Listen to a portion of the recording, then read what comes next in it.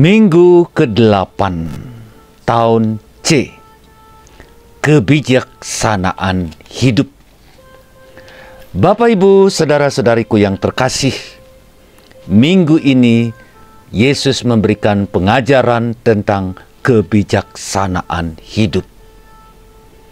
Kita harus hidup bijaksana karena sering kita berada dalam dua ekstrim hidup di antara yang baik dan yang jahat. Salah melangkah, kita bisa jatuh terperosok. Pepatah Latin mengatakan, virtus stat in medio. Kebijaksanaan ada berdiri di tengah-tengah.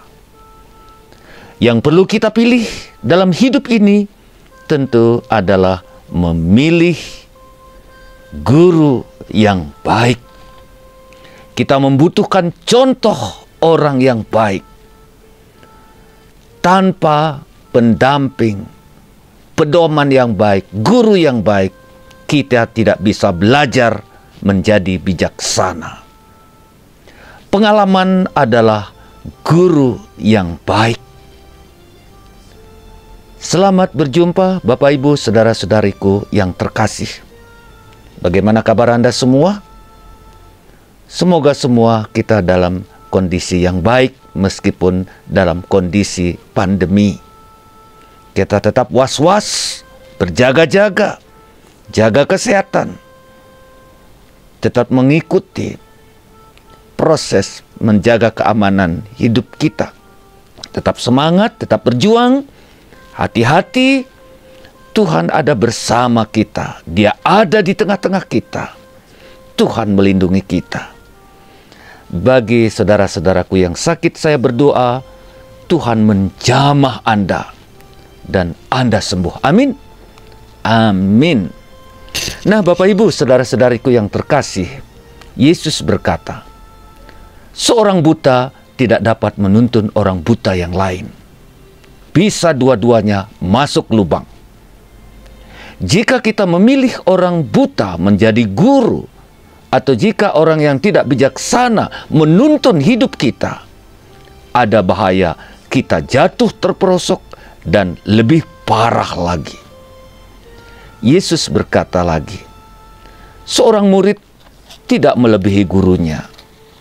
Kalau dia belajar dan menyelesaikan pelajarannya dan tamat, dia sekurang-kurangnya akan sama dengan gurunya. Dan dia harus tetap terus-menerus belajar. Kan begitu. Yesus adalah guru kita satu-satunya. Itulah iman kita. Dia adalah satu-satunya guru yang penuh dengan kebijaksanaan ilahi. Hanya bila kita berguru padanya dengan baik, baru kita bisa membimbing orang lain juga dengan baik. Jangan lupa, di dunia ini ada begitu banyak kebijaksanaan dan tidak semuanya memiliki pengalaman dan kebijaksanaan yang bisa ditiru. Kita harus tahu memilih mana yang sungguh-sungguh bijaksana. Kalau salah memilih, kita bisa jatuh terperosok. Dan orang lain terperosok juga. Kita harus berguru pada Yesus supaya kita dapat dipenuhi dengan kebijaksanaan-kebijaksanaan ilahi. Yesus memberikan contoh yang bagus sekali. Dia berkata begini, kita harus memperhatikan balok yang ada pada mata kita sendiri terlebih dahulu sebelum kita mengeluarkan balok yang ada di mata orang lain. Memang ada kecenderungan dalam diri kita melihat apa yang ada pada orang lain sementara kita buta. Sebelum kita menuntut pada orang lain, kita harus terlebih dulu bisa menuntut diri kita sendiri. Kita tahu kekurangan dan kelebihan diri kita. Seharusnya kita juga akan mampu melihat pada orang lain. Kita tidak tahu isi hati orang lain. Bapak, Ibu, saudara-saudariku, kaum muda dan anak-anak yang saya kasihi. Jika kita tahu memanfaatkan dan memaafkan diri kita sendiri, dan juga tahu menuntut pada diri sendiri, maka yang terjadi adalah damai, sukacita, kegembiraan, dan pengertian. Namun sebaliknya, jika kita hanya memaafkan diri sendiri dan menuntut banyak terhadap orang lain, disitulah akan terjadi konflik yang berkepanjangan. Tidak ada damai, perang terus, dan tidak berkesudahan. Benar apa yang dikatakan Yesus, saudara, biarlah aku mengeluarkan selumbar dalam matamu, padahal balok dalam matamu tidak engkau lihat. Keluarkan terlebih dahulu apa yang ada pada mata kita, baru kita bisa melihat dengan baik apa yang ada pada orang lain. Memang benar, selalu baik dan berguna membantu orang lain dengan nasihat, namun harus tetap dilakukan dengan kejujuran hati dan kerendahan hati dan kebijaksanaan yang sejati. Paulus dalam suratnya kepada umat di Galatia mengingatkan kita, pikulah beban bersama-sama. Artinya dengan kasih, dengan memaafkan, dan dengan ketulusan hati dan komprehensif. Dengan demikian kita memenuhi hukum Kristus. Bapak, Ibu, saudara-saudariku yang terkasih, begitu kita mengadili orang lain, sesungguhnya kita menempatkan diri kita dalam bahaya. Karena apa? Seperti Yesus katakan, ukuran yang kita pakai untuk menilai orang lain, itu juga yang akan dikenakan kepada kita. Lukas 6:38, bukan? Selanjutnya Yesus memberikan perumpamaan tentang buah. Yesus berkata, tidak ada pohon yang baik yang akan menghasilkan buah yang tidak baik. Dan juga tidak ada pohon yang tidak baik yang akan menghasilkan buah yang baik.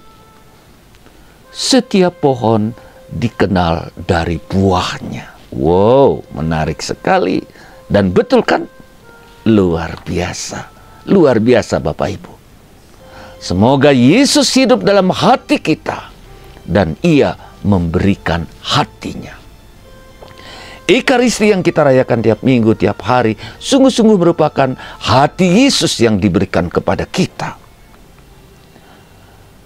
Korelasi antara bacaan pertama dengan Injil dan juga dengan bacaan kedua tentang hati yang baik dan hati yang jahat. Buah yang menunjukkan kualitas pohon. Demikian kata-kata yang membuat kita mengetahui perasaan. Dari kata-kata kita bisa mengetahui hati kita dan juga hati orang lain. Bapak, Ibu, saudara-saudariku, kaum muda dan anak-anak yang saya kasihi, Paulus dalam bacaan kedua bicara soal kebangkitan. Berkat Kristus yang bangkit kita diteguhkan. Karena itu tetaplah teguh. Jangan goyah imanmu. Tetap teguh dalam pelayananmu. Dalam Kristus pelayanan kita tidak akan pernah sia-sia. Amin. Dalam Kristus pelayanan kita tidak akan pernah sia-sia.